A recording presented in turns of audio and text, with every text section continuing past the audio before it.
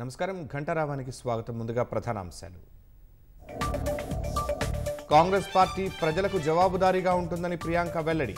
భాజపా పాలిత రాష్ట్రాల్లో పేదల కోసం ఒక్క పథకమూ లేదని విమర్శ. 10 ఏళ్లలో రాష్ట్రానికి లక్షల కోట్ల నిధులిచ్చామన్న అమిత్ షా. కాంగ్రెస్ స్టీరింగ్ ఇప్పటికీ ఓవైసీ చేతిలోనే ఉందని వ్యాఖ్య.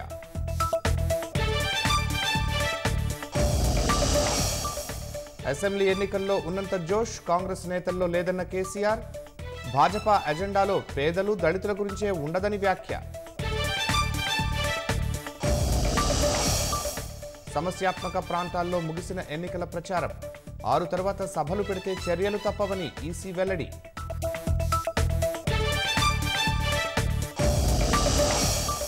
పోలింగ్ కోసం కేంద్ర రాష్ట్ర బలగాలతో భారీ బందోబస్తు.